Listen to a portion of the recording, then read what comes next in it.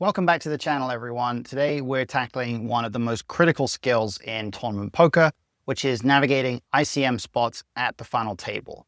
This is the stage where every decision can be worth thousands, the values of chips and dollars are wildly different, and the adjustments between big stacks, middle stacks, short stacks can totally change your approach.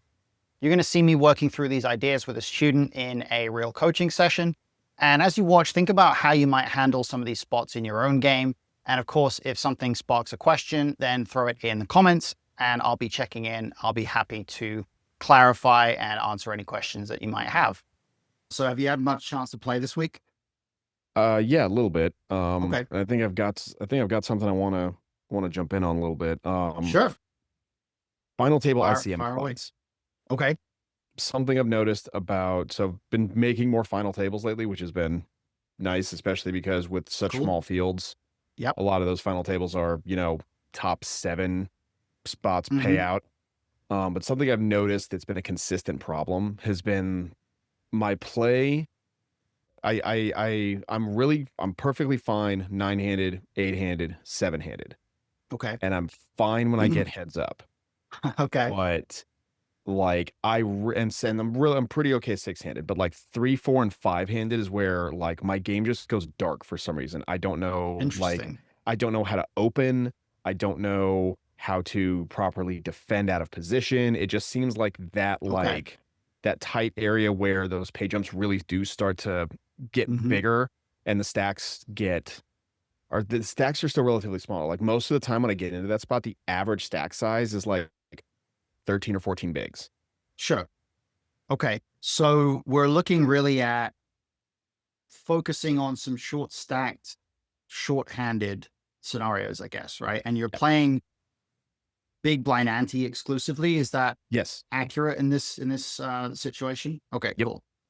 So yeah, some short stacked, short-handed stuff.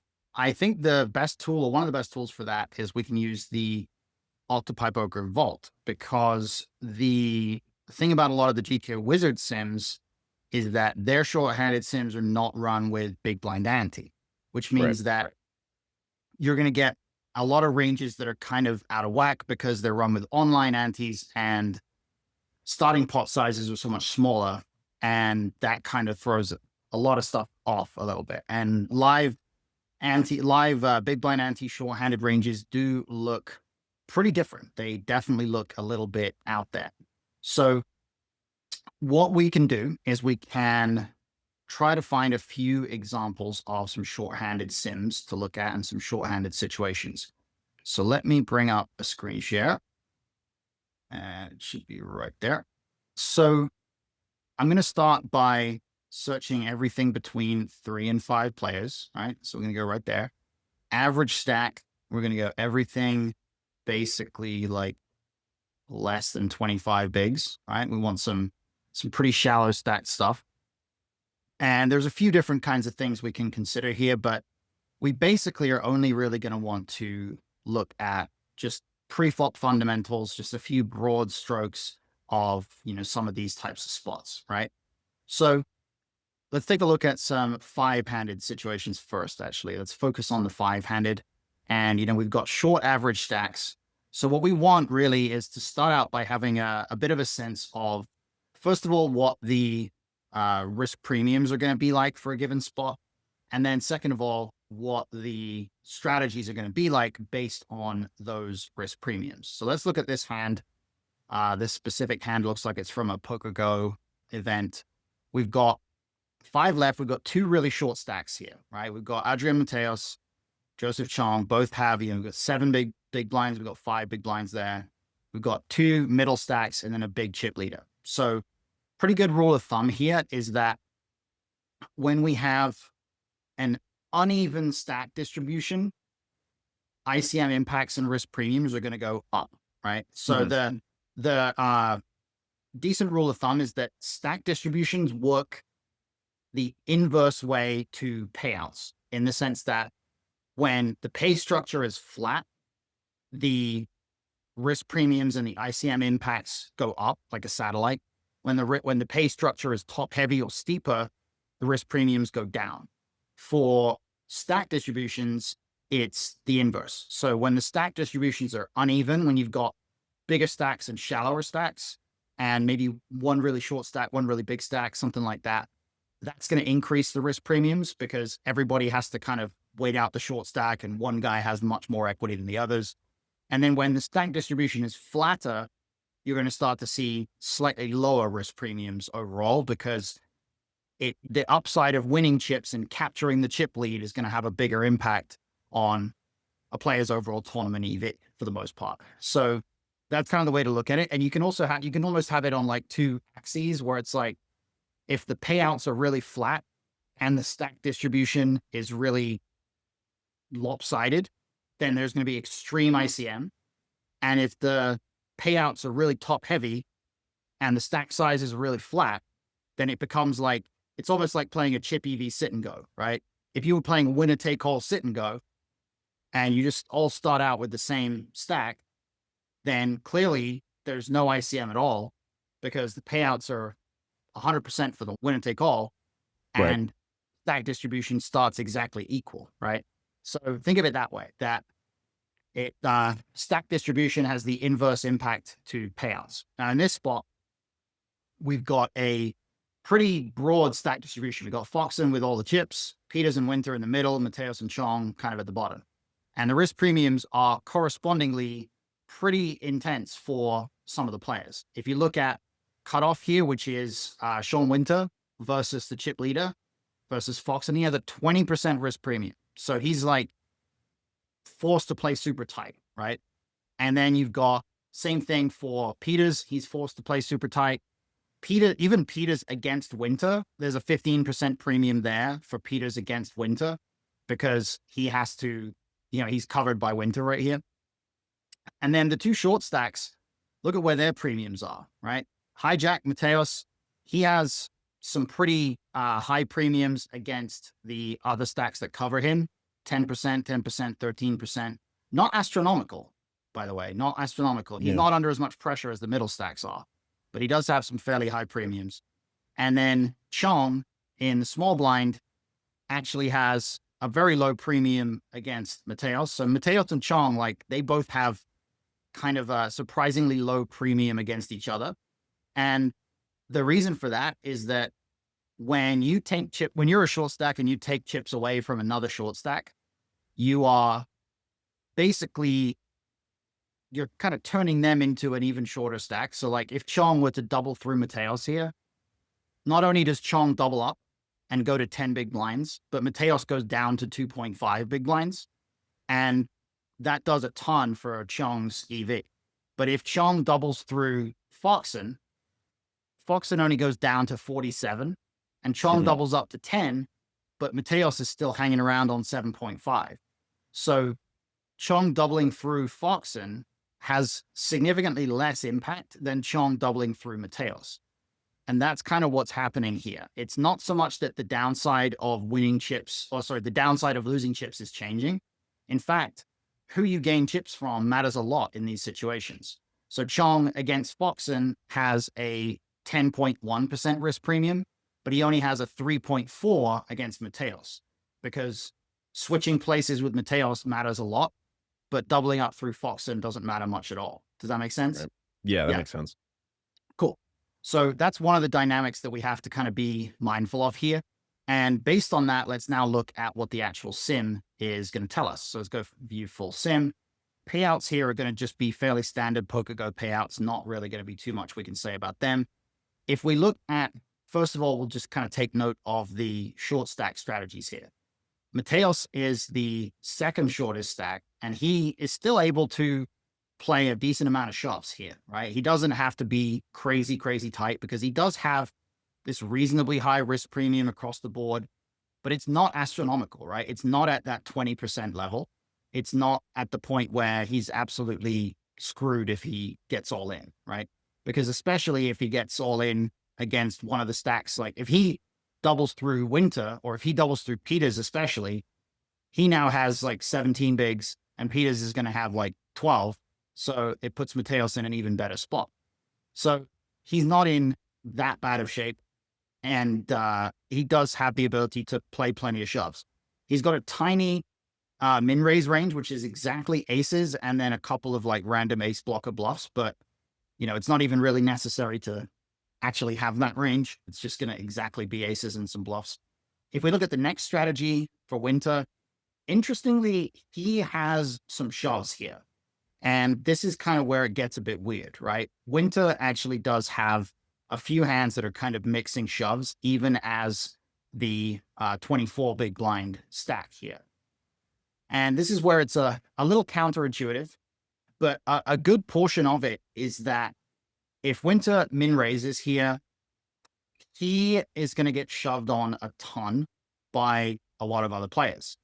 And there's a lot of hands that they are profitable as a jam here because they get so many folds from the players behind, but they are going to have a really tough time calling off, even if Peters shoves and especially if Foxen shoves.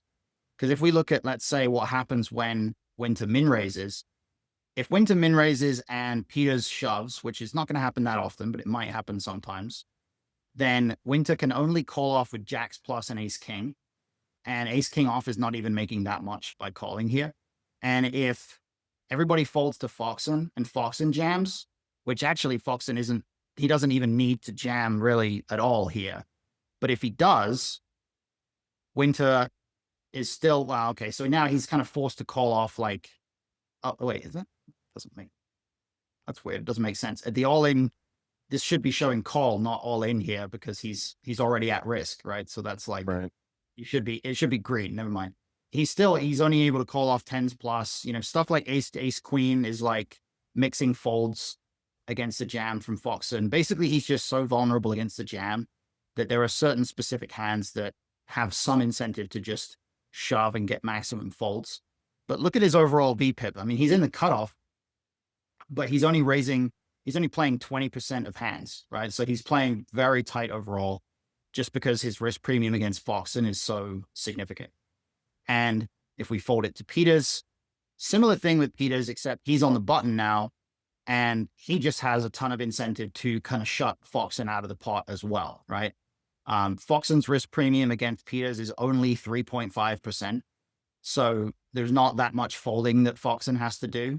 But Peters has a big incentive to take this pot down and not put himself in that position of potentially getting shoved on. So he actually has kind of a surprising number of shoves here. If he folds, Chong basically has a pretty simple strategy of a tiny bit of limping and trapping with some of the very top, and then everything else just shoves, and then a tiny bit of limp folding. But this is pretty straightforward. I think the interesting points of kind of observation here are what happens if somebody opens and then, we're looking at Chong's strategy. So let's say before I look at what Chong is supposed to do against Winter's open here, what do we think? How wide do we think this getting it in range from Chong is likely to be here when Sean Winter opens? I was going to say 30% of hands. Okay.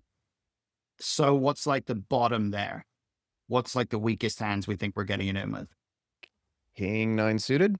I think the first thing is King 9 suited is the King 9 suited being the worst hand. That would imply our range is probably a bit closer to about 20% of hands, more so than 30.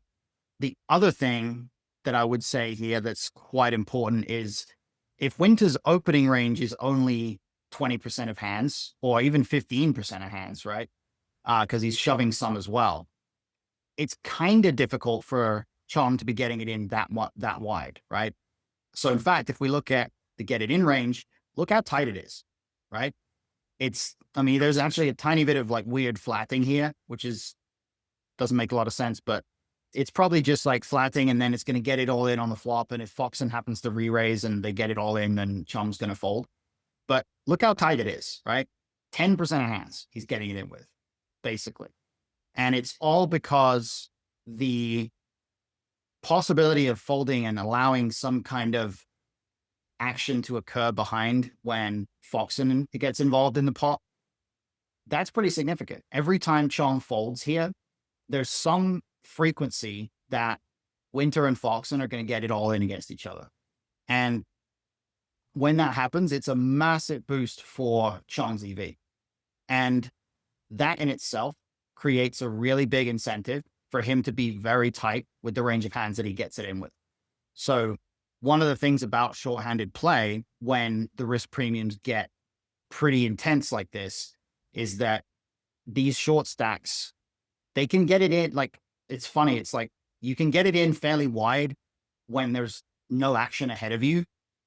Like you could see that Chong was like shoving, 50% of hands here when there's no action ahead of him. But when there's action ahead of you, now there's always some possibility that when you fold, the player behind you, especially if the player behind you is the chip leader, the player behind you is going to get it all in against the initial raiser. And then on top Right. of that, if Chong shoves here, right? So let's go back to the node where Winter raises. If Chong shoves, because Foxen has a pretty low risk premium against both Winter and Chong, Foxen doesn't have to be that conservative with the range of hands that he, reshoves or calls with or clicks back here, basically, either. He can get it in with nines plus and ace queen. So there's only a limited amount of pressure exerted on him there.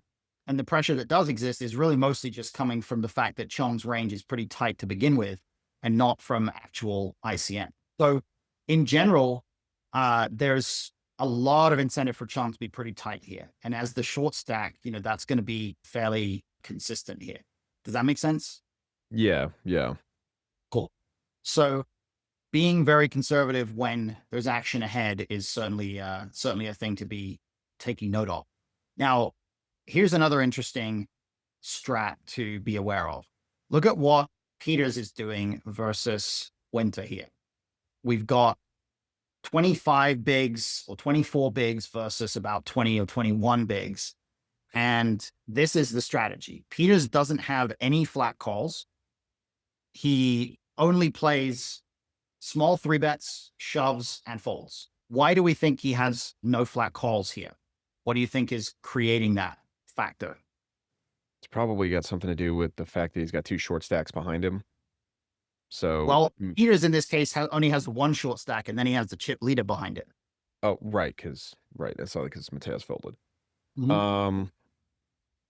It's got to be something to do with whatever, for like what Foxen's intentions get to be if he's just flat calls, because then the pot gets to be. I feel like if Peters flats, then it's gonna come down to Foxen getting an opportunity to jam and steal the bets, because if your hand is strong enough, it just feels like it's one of those things. It's like you either have a strong enough hand to 3-bet or jam, but you get caught in a weird spot if you just kind of flat something middling. Okay.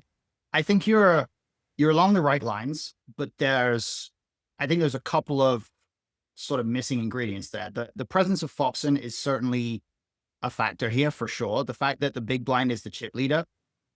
Peters knows that if he flats here, he's going to play multi-way against the chip leader fairly often, which is definitely not a good thing. He also knows that part of the issue is when he flats here, it's true that he gets to realize some equity in terms of the ability to play in position post flop and so on. But his risk premium against Winter is still 15% here. So one way or another, Peters is going to be under some pressure if he flats. He's not going to be in a great spot to just see a lot of turns and rivers, realize a lot of equity right there. So the way I kind of look at it in these situations is that position and ICM kind of work in they have similar impacts in that if you're in position, then if ICM is neutral, being in position is a good thing. If your risk premium is low or zero, you're playing chip EV, being in position is great. But strong ICM or a high risk premium can effectively ruin the benefit of being in position. Because if you're under a lot of ICM pressure, it makes it harder for you to realize equity, which kind of destroys any benefit you get from being on the button here. And then conversely, if you have the ability to apply a lot of ICM pressure to somebody else, then the benefit of you being in position is even bigger than it usually would be. And even when you're out of position, the downside of being out of position is not that big. You see what I mean? Yeah. So ICM and position can work in conjunction with each other. They can amplify each other, or they can work contrary to each other if we're under a lot of pressure. Risk premium being high means that even when we're in position, playing post flop kind of sucks. And so we have less incentive to do it. Now, the other thing about this is that we still obviously have to think about the possibility, or we have to think about what the incentives are for Peters when he actually has strong hands. Because when Peters gets dealt aces here, he can't just have a 3-bet range that is just aces, because he's obviously never going to get paid when that happens. So you have this scenario that develops where there's certain hands that Peters wants to put money in the pot with because they're very strong, and he wants to be able to get some value from them. But there's a pretty limited incentive to flat with those hands. And that kind of means that most of those hands are going to want to either jam or 3-bet. They're going to want to put money in the pot aggressively, because even just taking down the pot uncontested has a lot of benefit here. And if we're going to have 3-bets for value, we then have to have 3-bets as a bluff. But if post-flop play is going to barely ever happen here, then the only 3-bet bluffs we really need to have are going to be hands that have an ace or a king blocker, and maybe hands that have some small amount of post-flop playability if Winter happens to flat the 3-bet. Now, I would suspect Winter probably doesn't flat the 3-bet virtually ever here. Let's see. Yeah, I mean, almost never, right? He has the option to flat the 3-bet, but he doesn't really do it very often at all. It's basically ace, queen suited and jacks, and that's almost it, right? Mm-hmm. So Peters does need to have some tiny bit of post-flop playability just in case that flat call happens, which is why he takes mostly the suited aces and not the offsuit ones, right? But outside of that, he's basically just looking for an ace or a king blocker. He's looking for as much blocking power as he can have, basically, right? King, queen off is in there at a good frequency. Ace, jack off is in there. Some of these other suited aces are in there, but in fact, the best suited aces to 3-bet here are the ones with a low card, because they are unblocking the majority of the raise fold hands that Winter can have. So Peters has a very polar 3-bet range here. Even though it seems like it's not polar because it has stuff like king jack suited in it, it is polar because king jack suited is just a pure bluff in this spot, right? King jack suited is clearly folding to a shove. So there is that factor. And then the final factor as well is the reason why these hands need to have some small amount of equity is that there is a short stack with 5 bigs here. And if Peters 3-bets to 5, then Chong is going to call off with jacks plus and ace queen suited and ace king off. And so Peters needs to have decent equity against that range, which he can only have if he has like pretty strong hands here, right? So all of this is kind of contributing to Peters basically never flatting and just playing 3-bet or fold. And it's a very, very tight 3-bet or fold as well. So when we're under a lot of ICM pressure, this is basically what stuff ends up being. A lot of our strategies are going to end up being a very tight 3-bet or fold, and maybe a little bit of jamming, but not really very much. And we're really just kind of aware that the chip leader's behind. We're not doing much flatting because we can't. And we need to have high cards if we 3-bet, right? So that's kind of a good way to break down what Peter's strategy looks like. Now, the final thing would be, what does Foxen's strategy look like? So let's break that down in terms of how it looks against Winter's open here. And there's a couple of interesting things about Foxen's big blind defense here. What jumps out at you, first of all, about this strategy right here? His 3-bet bluff range is the absolute garbage that you get. Yeah, exactly. So this is kind of a funny thing that happens sometimes, right? You've got an extremely polar 3-bet range where it's tens plus, ace jack suited, ace queen off for value. And then the 3-bet bluffs are the absolute most garbage hands, basically. A lot of hands containing a deuce, stuff like that. And a big part of that is actually happening because if we look at what happens when he three bets, there's no flatting, right? Winter has, well, there's technically 6% frequency overall here, but in terms of the overall deck, like if you actually solved this to a more precise degree of accuracy, that flatting would disappear because there's no individual hand that actually prioritizes flatting. It's just tiny bits of a bunch of different stuff. So that probably is just indicating that there is not ever going to be any flatting here in the final strategy. So he doesn't have to care about post-flop playability in his three bet range. And the other factor here is that in the same way that I mentioned before, where ICM and position are kind of working against or can work in together or against each other. In this case, Foxen has the chip lead, which means he has massive ICM pressure that he can put on Winter here. And that means that even though he's out of position, he gets to defend super wide. This is basically a chip EV defending range, if not potentially even wider than chip EV in some cases here, simply because when Foxen does defend, Winter has to play super passively against him post flop. So Foxen gets to over realize a lot of his equity here.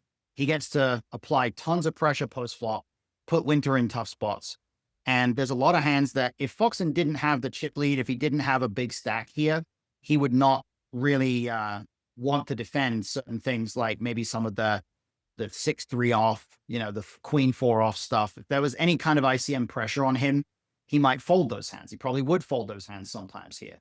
But he gets so many opportunities to call and play post here that calling and playing post is a really good, profitable opportunity. And so the only hands that really need to 3-bet are the hands that are so bad that they can't profitably play post very well. And then the hands that are good enough that they can actually get it in pre. So that's why his 3-bet becomes even more polarized here. He's really just attacking Winter with the very bottom of the deck. And then with the very top, he's 3-betting to call it off. He doesn't really need to do any jamming here because he can already exert so much pressure just by 3-betting small.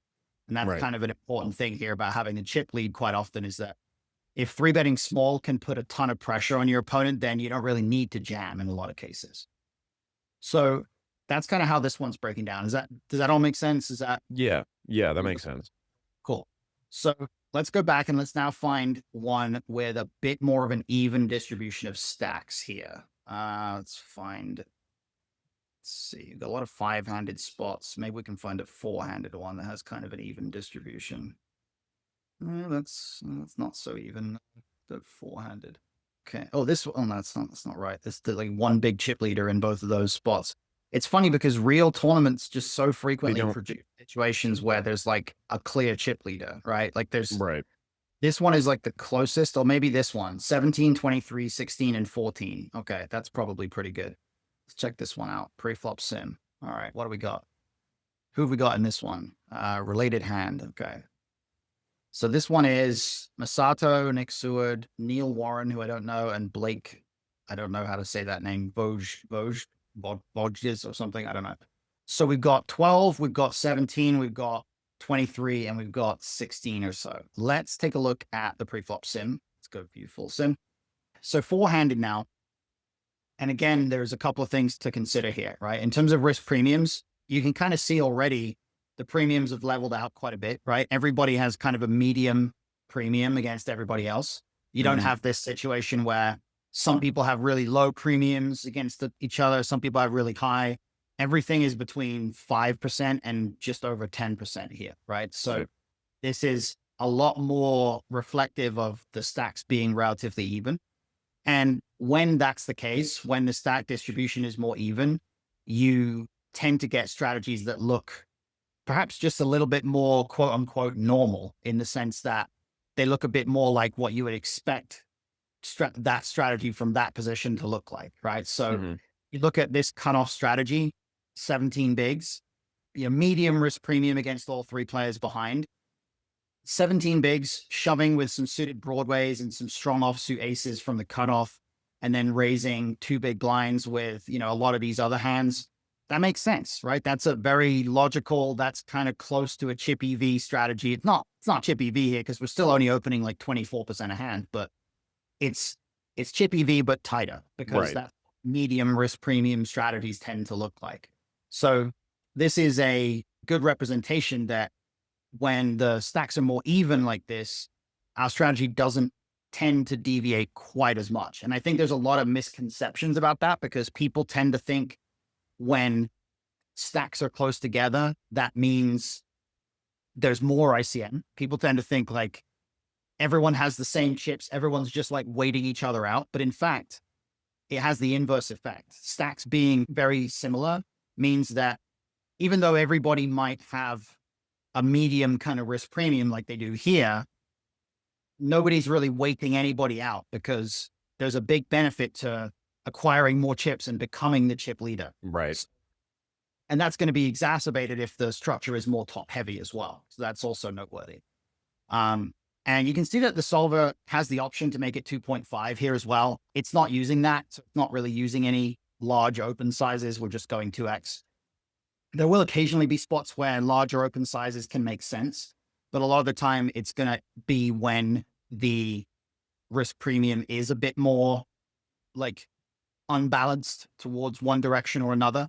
It's going to be like if the chip leader's in the big blind and you have like a medium stack and you're opening against them, like in the previous hand, I don't think in the sim for that one, Winter had the option to make it 2.5, but if he did, I would have expected him to do it at some frequency, possibly because Foxen was in the big blind. So in that spot, that would have made sense. So this is, good example, kind of a normalish sort of a strategy. If we go min raise from cutoff here, the response from Masato as the chip leader on the button. Once again, because there is a good amount of ICM here, he's not really doing any flatting, but that's also partially because they're just shallow now, right? They're just like, it's 17 bigs opening and he has 23. Like there's just not a lot of post flop play that goes on at 17 bigs anyway, even if you looked at a chip EV sim. So that's kind of part of what's happening there. But now, you look at his 3-bet range, right? It's a very small 3-bet because the stacks are so short, but he has lots of jams, plenty of jams with like 4s through 6s, suited broadways, all kinds of stuff. This is nothing even close to Peters' strategy from before in this same spot, right? Yeah. Completely different. And his 3-bet range is still kind of a somewhat polarized range here in the sense that he's jamming a lot of the medium strength stuff, but it's a lot more diverse. There's a lot more possibility for him to potentially even get flatted when he 3-bets here. Let's see what actually happens there when that's the case. Yeah, he does get flatted. It's only 7% of the time, but like ace 9 suited always flats, ace jack suited, king queen off flats some. There's some other hands that flat. Yeah. So there's a little bit more flatting that happens, right? So everything kind of converges a little bit more back to not a chip EV strategy, but something that feels a bit more normal and feels a bit less kind of extreme. If we look at the small blind, again, this starts to feel a lot more normal. There's no flatting here, but there's 11% of jams, jamming 4s plus, makes a lot of sense there. Jamming like king jack off plus, jamming a lot of strong suited hands. And then there's definitely some weird 3-betting going on. There's some different 3-bet sizes. He's got 4, 5, and 6 as his 3-bet sizes here. I think in general terms, I would just simplify to only use the 5 here, probably. But the range itself is basically just aces, kings, and a couple of bluffs there. So again, it's a very, very polarized 3-bet, but it's a bit more of a normalized kind of a 15 big blind strat. And then the big blind defense from Suet here, again, it's going to be a bit tighter than usual, but it does, again, look a lot more normal, right? We've got quite a few defends, a bit tighter, but quite a few defends and a lot of jams. We're comfortable jamming 12 bigs here or 14 bigs or whatever he started the hand with, pretty wide or like at least moderately wide because we're able to get a good chunk of folds from the cutoff and we are, not under so much risk premium that we have to be super conservative here. So this is, a good example, this 4-handed type of a spot where the risk premiums are, they're exerting some influence here. They're kind of medium in in terms of where they're at, but the strategies are nowhere near as extreme, nowhere near as outside the box. You're not seeing like weird sizes. You're not seeing like big blind using all those trashy hands to 3-bet and things like that, right? Yeah. If the actually, you know what? Let me just throw it to you for a second. What are from these shorthanded type spots? Mhm. What are some of the situations that you feel like specifically are giving you a bit more trouble? Is it like raising and then facing a shove? Is it when someone else shoves? Like, what are you feeling like is more tough? So raising and facing a shove, and then sitting with like a medium stack, and then having two short stacks shove, or having a short stack shove, calling the short stack shove, and then having a reshove Okay. behind is another one that kind of like when I'm like, Yeah. I'm not the chip leader, but like I have somebody shove for 10 bigs, and it's like, okay, I've got something that's good enough to call off the 10 bigs, and I've only got one person behind me that's about the same as roughly the same as me. So like if 10 big blinds shove, I've got like 28. So instead Mm, of rejamming like you probably should there, I just will call the 10. And then somebody with 25 who's behind me will reshove. And it's like, okay, well, I got myself in a pickle here. okay. I think that's a really interesting example. And I actually think that your the approach of like mostly just calling and not reshoving is probably pretty good there. Let me try to find an example of a similar type of a spot to that. So what have we got here? Let's not go three-handed. Let's go like this is not a bad one. Like cut off 10 bigs. Yeah, let's try this Yeah, one. cut off 10, 24, and 21. Right. Yeah. So we've got this is the same final table we just saw. This is Peter's folds. Let's say Chong shoves for 10 bigs. Foxen, he's the chip leader, but even as chip leader here, he only has a few hands that reshove, right? He Right. only has a few hands that kind of have blockers that are jamming to put pressure on behind, mostly because if he gets shoved on by Winter, that's going to be such a tight range that there's a lot of hands that actually have to fold. So if we look at, when Foxen calls here, first of all, Mateos, who's now the short stack in the small blind, he has to fold jacks a lot of the time when it goes shove and call here. He cannot get it in with ace king. Ace king is losing 3K. Ace king suited is losing 3K to get it in here when there's a shove and a call already ahead of him. And Winter is only able to get it in with jacks and ace king suited and ace king off. And even then, it's basically break even to get it in with ace king. Tens, getting it in with tens here would be losing 3K against a shove and a call.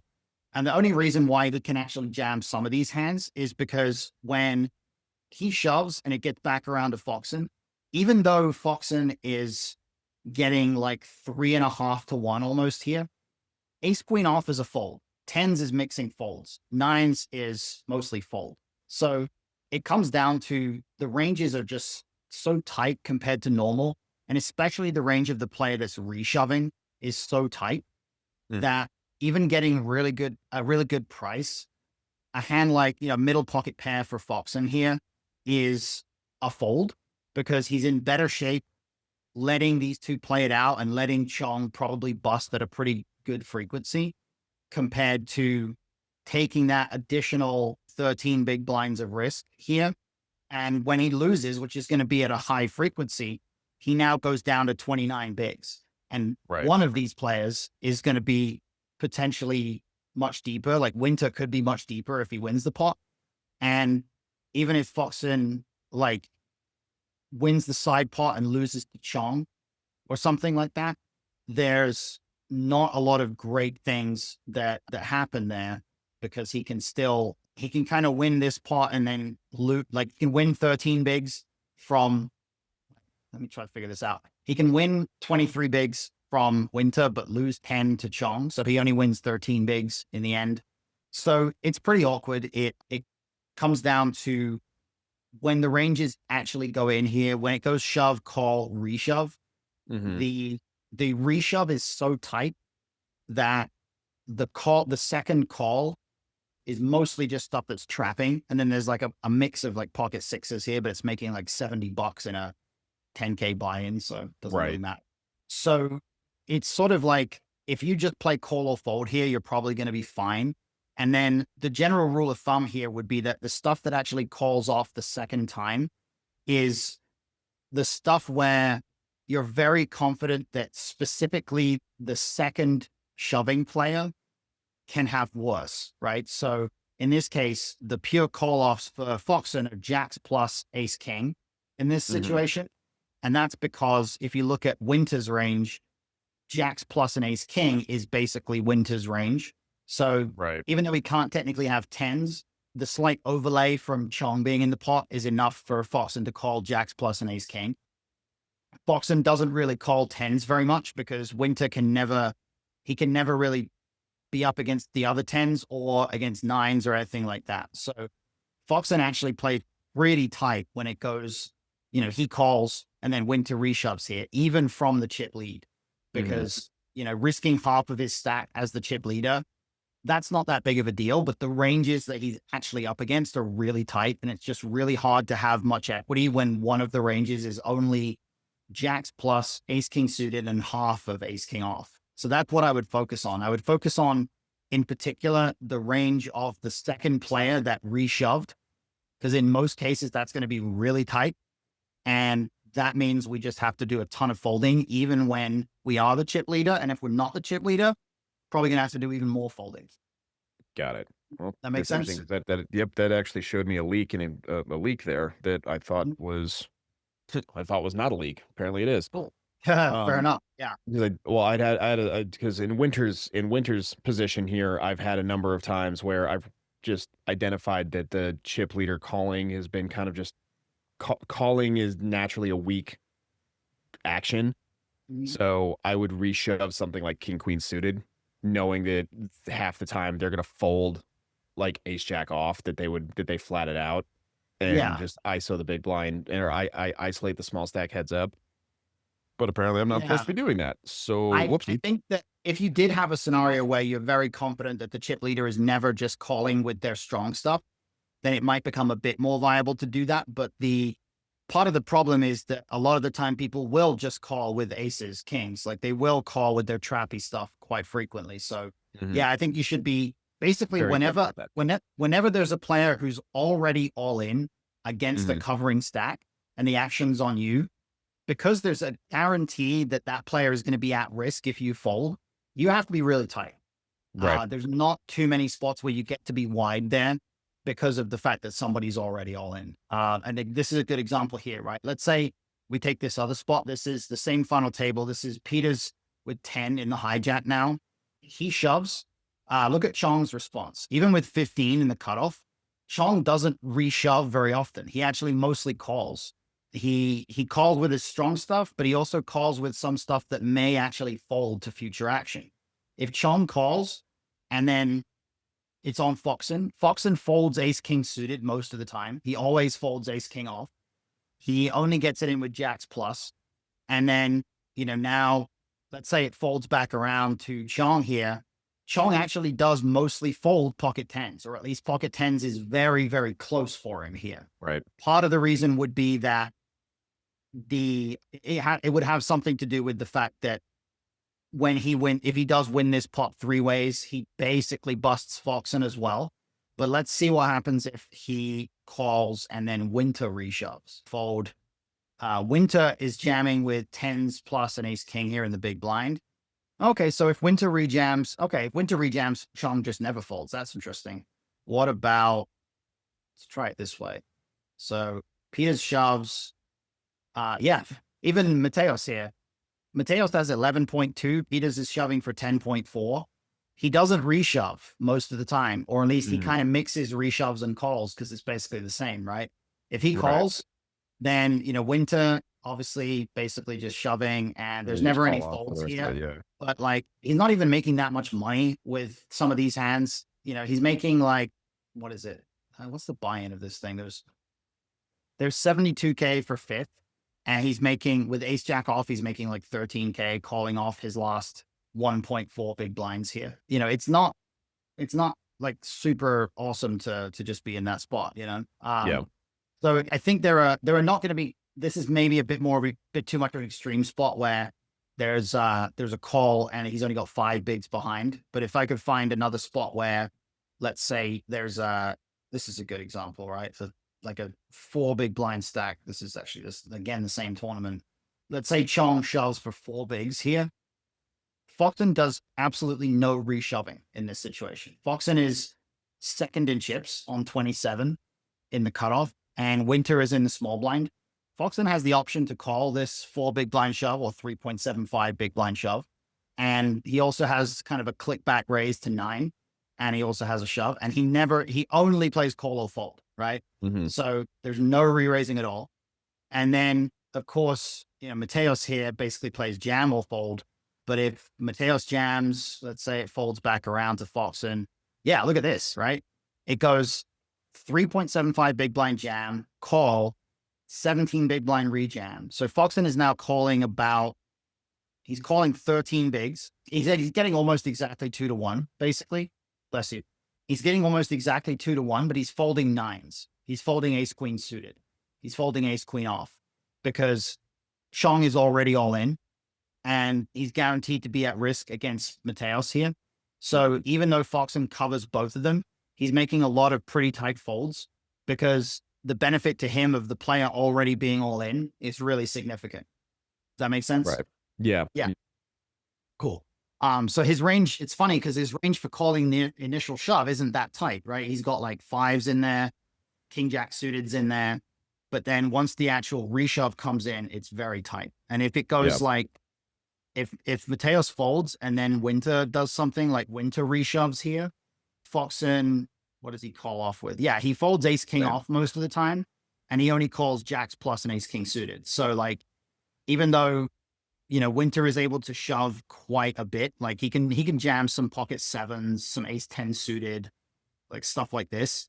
There's a lot of incentive for Foxen to just fold because Chong is at risk, and he's also at risk against the chip leader, not just against anybody. So that's just a kind of an important thing in general, that when you are under a lot more pressure, the incentive to just be tight when somebody's already all in is really significant. Does that make sense? Yeah, makes sense. Cool. So let's try to find one more spot. Let's find like a 3-handed spot just to kind of show a couple of examples of that. Because Yeah, that's 3-handed one is where it's like getting that? the button is like taking a breather. Well, it shouldn't be because you got to be pretty aggro from the button in 3-handed. But let's take a look at this. This is a spot where it's there's Nick Schulman with about 18. I think that's Cal Anderson. Let's just actually open the hand so I can check. Oh, it's Matthew McEwen. Okay. So there's Schulman here Chewy. Okay. with 18, Chewy on the bottom with 17, and McEwen in the big blind with 32. And if we look at the strategies here, let's actually see the full sim itself. The risk premiums here with 3 left. Obviously, with 3 left, the distribution of stacks being like flat or steeper it's a bit harder to ascertain because we've got like 2 stacks that are very close to each other, and then one that's like quite a bit further away than the other 2. So you want to, in a 3-handed spot, you want to really think about what the dynamic is between each individual pair of players. So in this case, Chewy against Schulman, you can see the premiums button, small blind, and small blind button. It's about 4% either way. So it's a pretty low risk premium against each other, because if one of them doubles up through the other, they either get heads up or they are basically heads up against an even stack, which is a good situation. And then by contrast, if you look at the other dynamics of McEwen against Chewy and McEwen against Schulman, McEwen has a 3% against roughly 3% against both of them, but they both have roughly 9% against him. So it's, the dynamic between the two of them is there's not really a lot of two-way pressure between the two of them, but they both have to kind of be a bit more cautious against McEwen. But even then, nothing is above 10% here, right? Nothing is soaring up into that high risk premium kind of region. So Chewy gets to do a bunch of jamming. Again, this is a lot more like a sort of standard 17 big blind button strategy. And then if he folds, Schulman, like this is a kind of normal looking blind against blind strategy, right? This is like very wide, lots of jams. He's jamming like some middle suited hands, a lot of ace X, a lot of low pairs.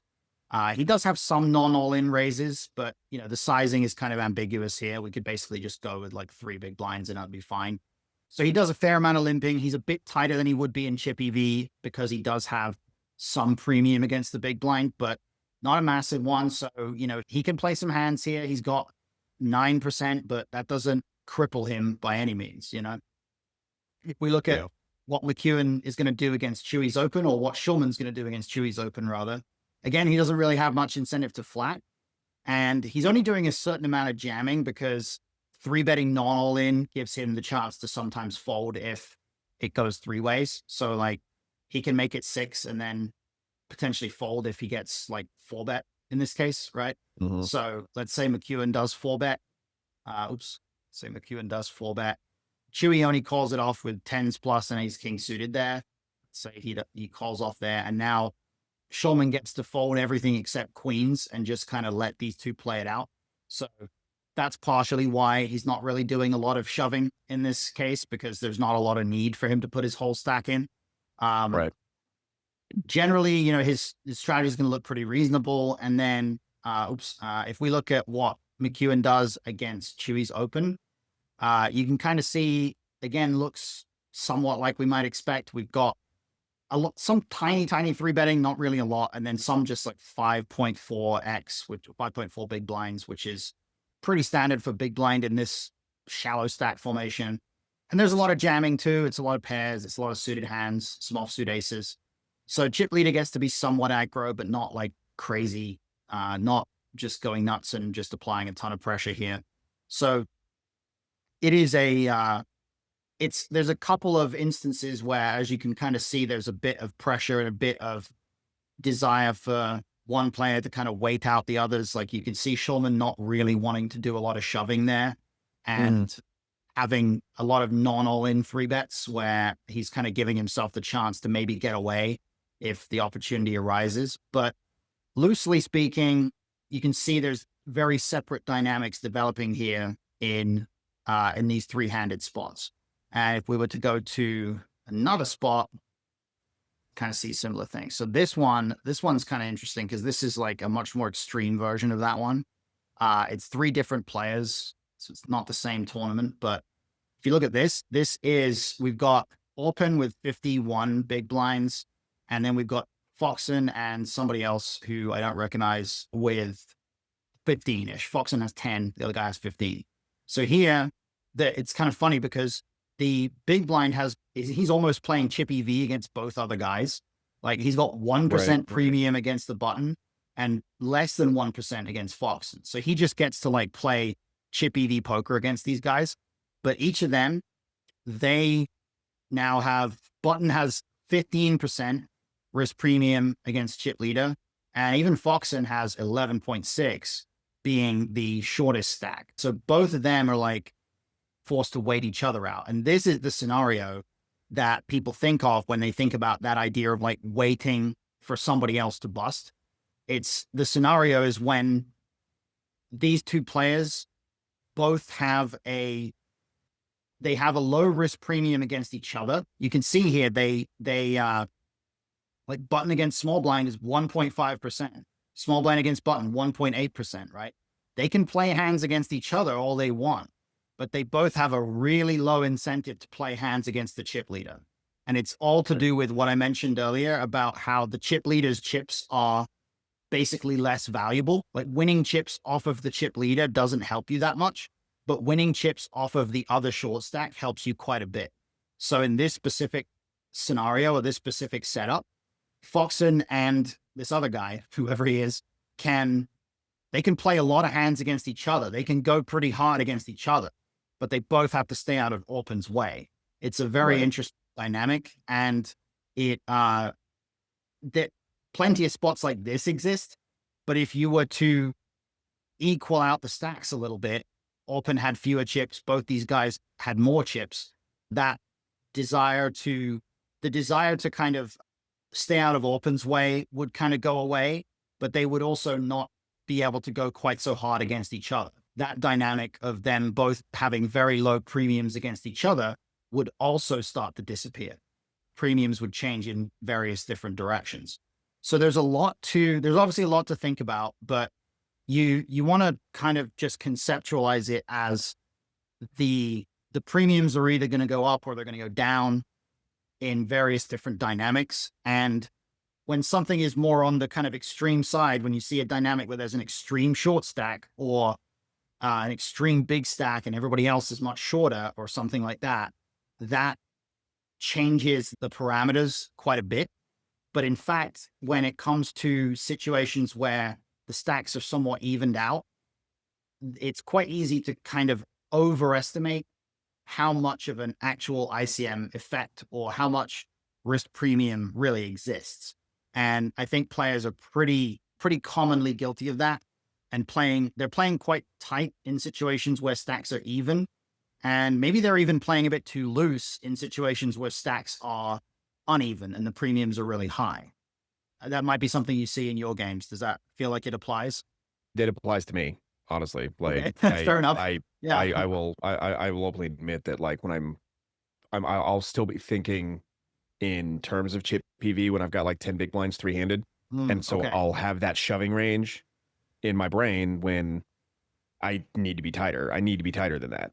Sure. And Yeah. conversely, like, I tighten up when I've got a larger stack and I'm still three-handed. So it's just kind of I do it Yeah. all the time. And I think that, maybe one of the final things to keep in mind about, particularly when you have larger stacks, is that, well, actually, this is kind of true of all situations, is that people who are not particularly ICM aware will not adapt to the situation in the right kind of way.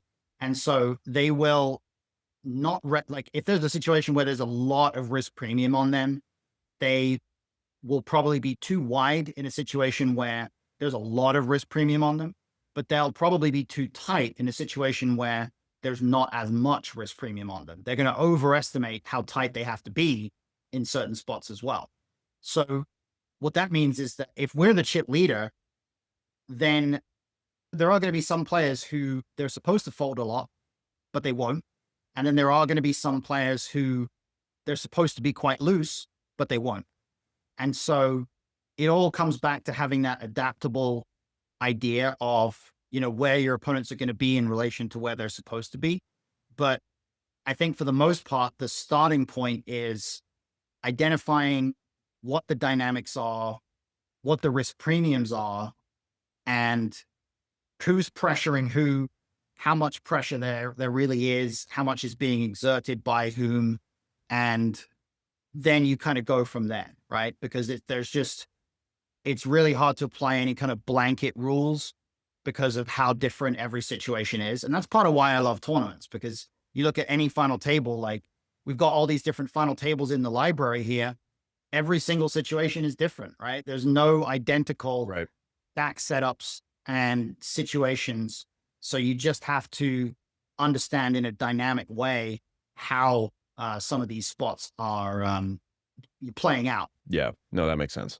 Cool. For sure. Yeah. And the Vault tool on Octopi, I really enjoy. I do a lot of studying with this myself. Like, it's one of the few things that I do study with just kind of for fun now. Like, most of the studying I do is coaching related, but I do enjoy looking at the different spots and seeing, kind of identifying even some of the areas where the real game play, the in-game play that was made by like some elite level player is actually a mistake. Like, you can look at spots and you can find like the best players in the world making mistakes. And it's kind of comforting sometimes, because you look at it and you think, well, if these guys don't know what they're doing, then now I can feel a bit better about the spots I don't know about. You know what I mean? Yeah, for sure. Yeah. Cool. Yeah, All right. exactly. Well, that's a good spot to wrap it up, I think. Yep. I think we got through a lot of good stuff. So that wraps up our look at Final Table ICM. If you enjoyed this breakdown, make sure you hit the like button. It really helps more players find these videos. And I'd love to hear your thoughts in the comments. What's the toughest Final Table spot that you've faced? Also, a quick reminder for you, I've got some discounted coaching packages available right now. If you'd like to work with me directly and take a deep dive into your own game, just shoot me an email at pokerfluency@gmail.com. Finally, make sure you subscribe to the channel so you don't miss future strategy sessions, and I'll see you in the next one.